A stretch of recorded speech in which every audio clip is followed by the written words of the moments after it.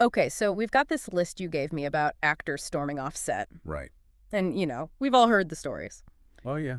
But I feel like, is it really just diva behavior? Mm. Or is there more to it? I think what's interesting about these walkouts or meltdowns, as the media loves to call them, Right. is that it gives us kind of peek behind the curtain. Oh, for sure. Filmmaking is a very intense process. Yeah. It's very collaborative, and surprisingly, there can be a very rigid on-set hierarchy. I think that's something that we miss when we see the final product. Totally. We see that movie magic, but not all the power dynamics at play. Exactly. So where do we even start with all this? I mean, we have such a range of personalities and situations here. Well, why don't we start with kind of a classic example? Okay. The Abyss, Mary Elizabeth Mastrantonio, working with James Cameron, Oh, yeah. known for his demanding directing style. I was going to say, The Abyss, that underwater shoot, was notoriously difficult. Absolutely. But the walkout itself, that wasn't about the water, was it? This particular walkout, no, this was about a very intense scene Okay. where Ed Harris's character revives Mastrantonio's character. Right. And there's lots of screaming, lots of slapping. High drama. Very, very high drama. Well, I read that Cameron actually kept the cameras rolling even after the film ran out. Yes. Ed Harris said, and I quote, "I was slapping her across the face. They've run out of film. Nobody had said anything." Wow.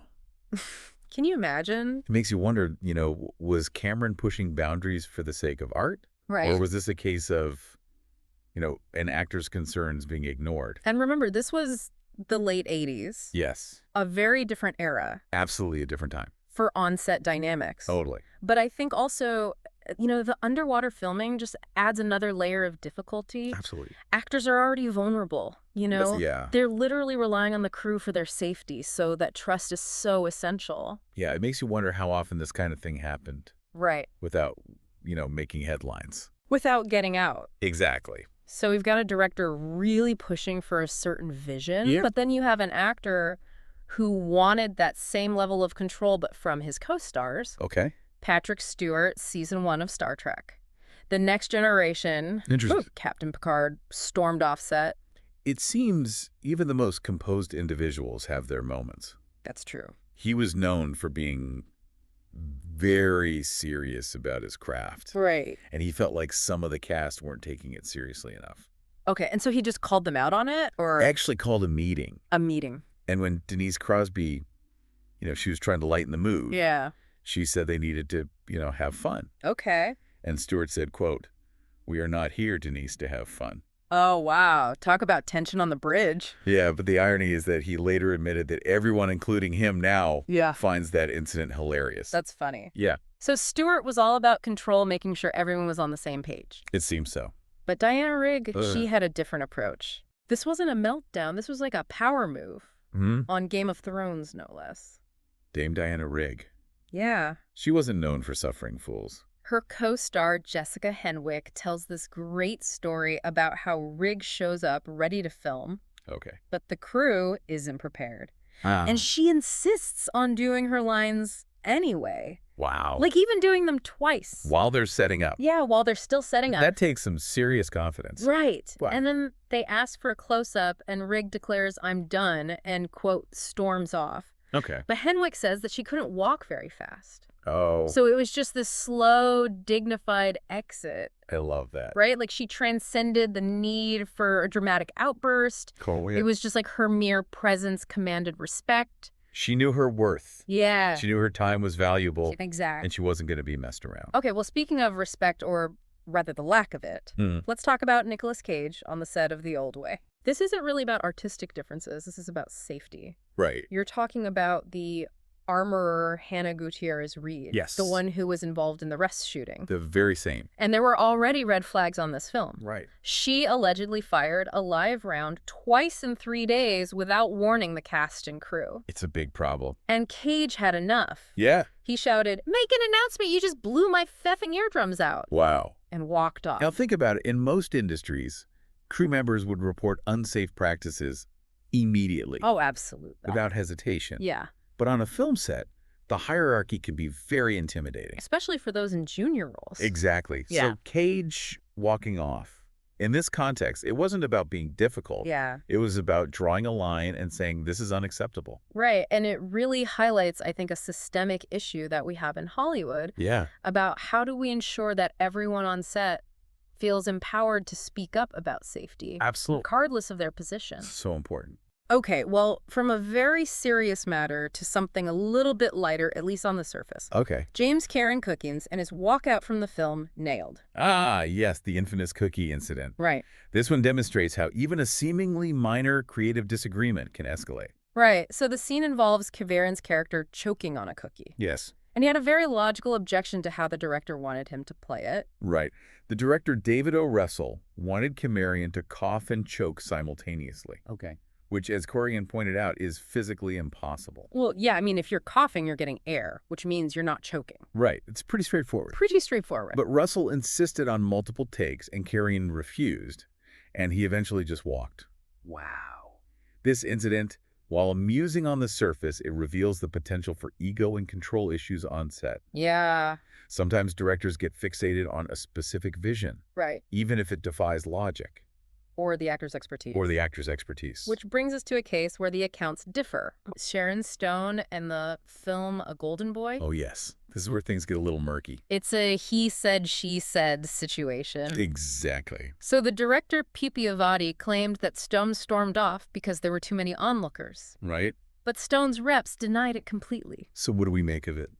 It's difficult to say without more information, Right. but it raises an interesting question about, whose version are we more likely to believe? That's a good question. A seasoned director or a Hollywood A-lister? It makes you think about how narratives get shaped in Hollywood. Right.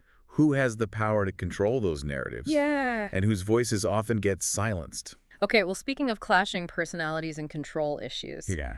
we have to talk about Chevy Chase and Community, Oh, yeah. Season 3, where the tension finally reached a breaking point. It seems that Chase wasn't very happy with the direction of the show. Right. Well, Chevy Chase is a comedy legend, Yes. but also known for being difficult. Yeah. And there were reports of ongoing friction between him and the show's creator, Dan Harmon. Right. And then during the season finale, he storms off for good. Wow. I mean, do we even know what the final straw was? The specifics were never publicly revealed, Okay. but it seems like it was just the culmination of months of Yeah. this simmering tension. But the drama doesn't even end there. No, at the wrap party, Harmon actually gave a speech where he criticized Chase, Oh my God. which then led to an angry voicemail from Chase to Harmon. So much drama. Yeah. It sounds like a classic power struggle Totally. between a star used to being in control Yeah. and a showrunner with a very strong vision for his creation. And sometimes those personalities just clash. And in this case, it seems like the clash was too big to overcome. It seems so. Okay, let's talk about an actor who's known for his intense method acting. Okay. Joaquin Phoenix. He's had interesting experiences on the sets of both Her and The Joker. Phoenix is fascinating. Yeah. He's so committed to finding the truth in his performances. Right. And that sometimes leads to him needing to, take a break, recalibrate. So in Her, there was that scene where he had to simulate an orgasm. Oh, yeah. And apparently he was so uncomfortable with that It's a challenging scene. that he walked off set. Yeah. His co-star, Scarlett Johansson, even said something like, "You definitely don't want to hear what you sound like having a fake orgasm." Oh, my goodness. So it seems like it was an awkward moment for everyone. Yes. But then on The Joker, the director, Todd Phillips, talks about how Phoenix would walk off set if he wasn't feeling the scene. Yeah. He wasn't being disruptive or anything, No. but he just needed to find his way back to the character's emotional truth. It's interesting, isn't it? It is. Some might see it as unprofessional, Right. but it seems like that's just his process. And it obviously works for him. Yeah, it highlights the different approaches actors take to their craft. Yeah. Some are more external, Okay. focusing on the technical aspects. Right. While others, like Phoenix, they're more internal, We're interested. deeply immersed in the emotional world of the character. Okay, so we've got these big name stars, Yes. seasoned veterans. Right. But what about when a child actor walks off set? Okay. Frankie Muniz and his 2-month break from Malcolm in the Middle. Oh, that's a powerful example of someone using their voice to speak out against what they perceived as a toxic environment. I mean, Muniz said that he was protesting people being controlling, rude, or disrespectful on set. Hmm. and that he was mortified by seeing people afraid to stand up for themselves. Think about the courage that takes. Right. Especially for a young actor. Absolutely. He was essentially putting his career on the line to make a point. It's a good point. Yeah. Okay, last one on our list. Okay. And it involves some initial rumors that turned out to be, well, not quite what they seemed. Emma Watson and her walkout from This Is the End. Okay. This is a great example of how the media can jump to conclusions. Oh, for sure. So the initial reports suggested a clash with Seth Rogen, Okay. but the truth was far more nuanced. Interesting. She did walk off set, Okay. but it wasn't because of a personal conflict. Right. It was about script changes that made her uncomfortable. So Rogen himself confirmed this later on. Yeah. He said the scene was being improvised, changed drastically from what she had originally agreed to. Right, and it's a good reminder that improvisation can be a powerful tool in comedy. Absolutely. But it's crucial to respect the boundaries and agreements that are in place. Especially when it comes to potentially sensitive material. Right. Rogen even admitted that he should have handled the situation better Good for him. and apologized for putting Watson in an uncomfortable position. Yeah. So it seems like there was a miscommunication, but ultimately both parties acknowledged the importance of respecting each other's boundaries. It's a good note to end on. Yeah, communication, respect, and understanding different perspectives. Right. These are all crucial elements in any collaborative environment, Yeah. especially one as high pressure as a film set. Okay, so we've covered a lot of ground here. We've seen directors pushing boundaries, Yes. actors clashing with co-stars, Right. and individuals taking a stand against unsafe practices. Absolutely. So it's very clear that there's a lot more to these on-set walkouts than just diva behavior. I completely agree. It's a reminder that behind the polished facade of Hollywood Right. lies a world of, intricate relationships, artistic visions, and compromises. And sometimes those compromises reach a breaking point, Right. leading to those dramatic exits that make headlines. Stay tuned for part 2 of our deep dive, where we'll explore even more of these fascinating stories and delve a little bit deeper into the psychology behind those on-set meltdowns. Looking forward to. We've been talking about all these on-set walkouts. Yeah. And it seems like there's a spectrum, right? Yes, for sure. From justifiable outrage Right. to what might seem like diva antics. Right. But I think what's interesting is to go a little bit deeper into the psychology at play. Okay. Like what makes an actor snap? Well, I mean, it does feel like this pressure cooker environment on set, Oh, told you. tight deadlines, big personalities, Yeah. and then the creative process itself can be really emotionally demanding.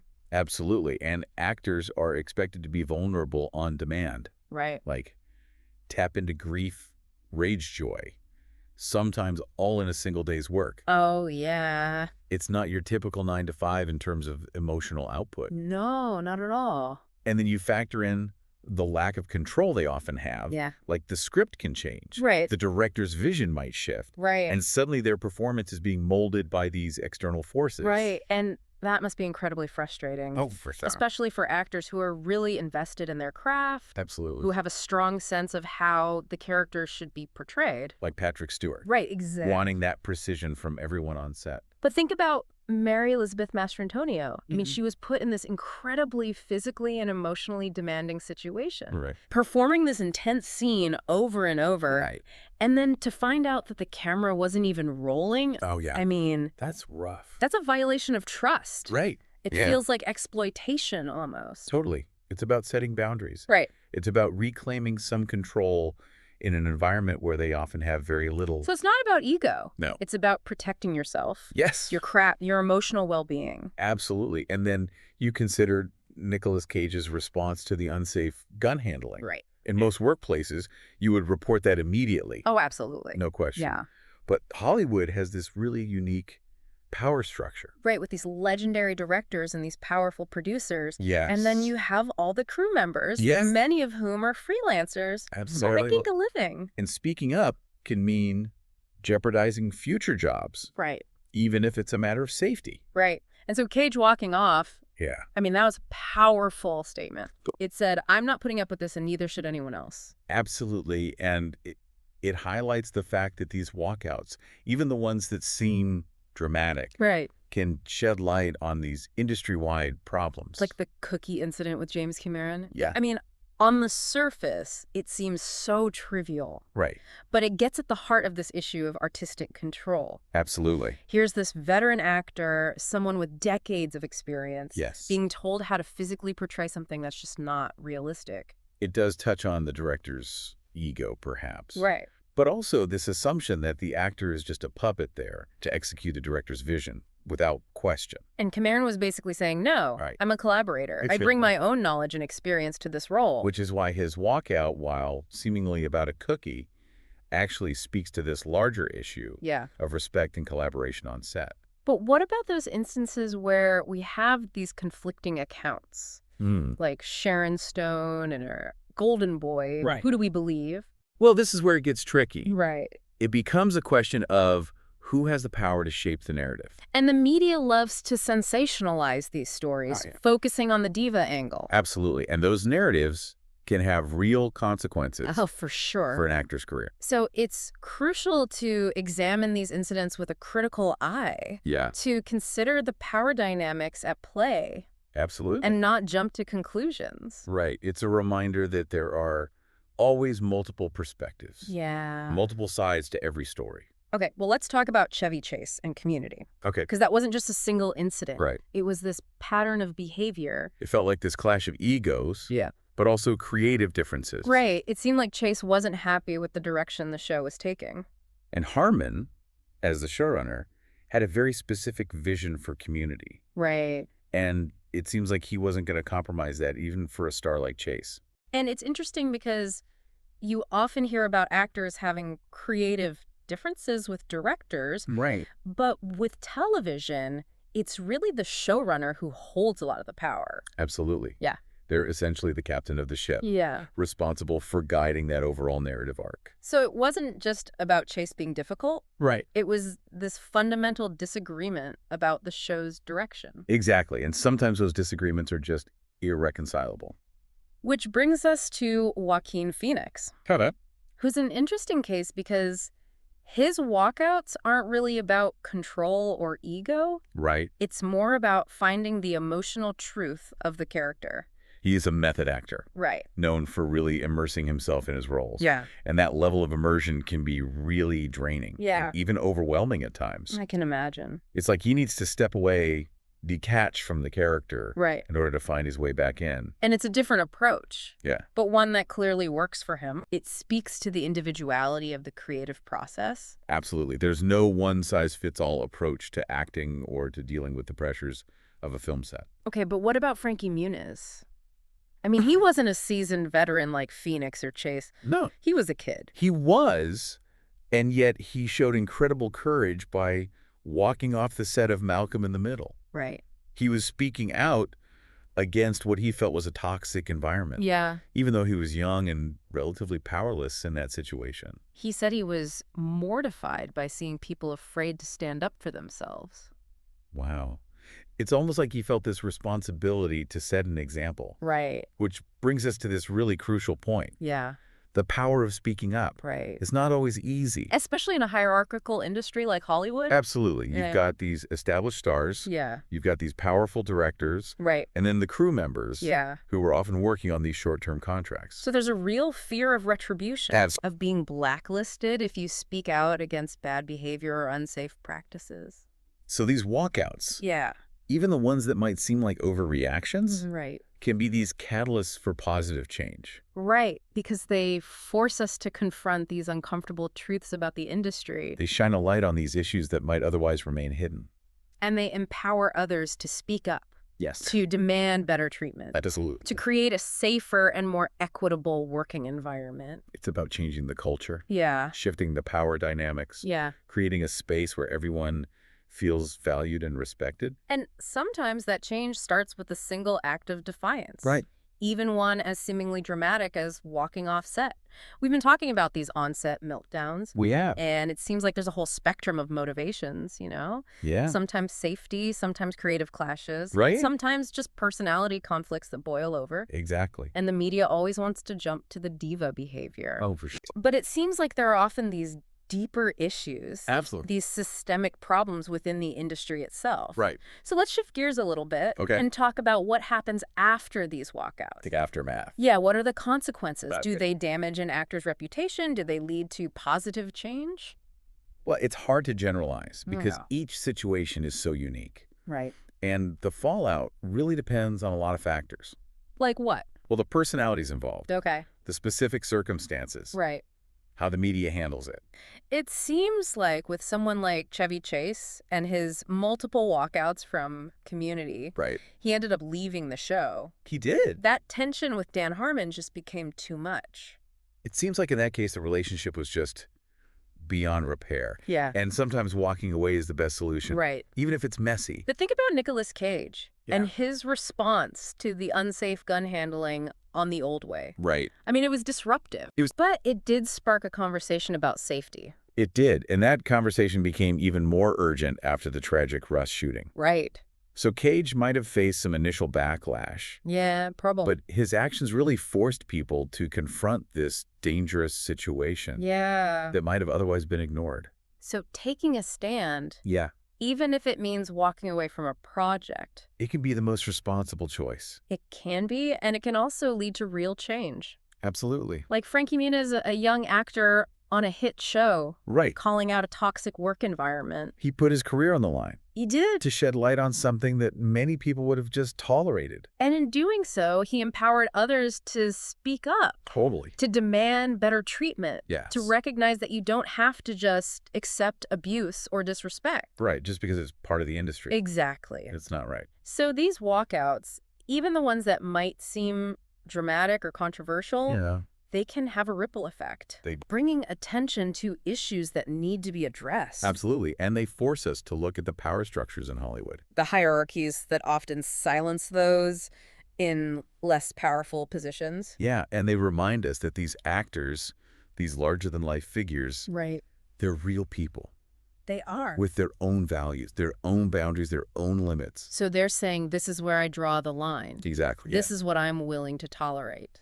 And that can be such a powerful message, Yeah. both within the industry and beyond. So what's the key takeaway here for our listeners? Well, I think the most important thing to remember is that there's always more to the story Right. than what we see in the headlines. Yeah. These incidents are rarely just about diva behavior. Right. They're often very complex and nuanced and deeply human.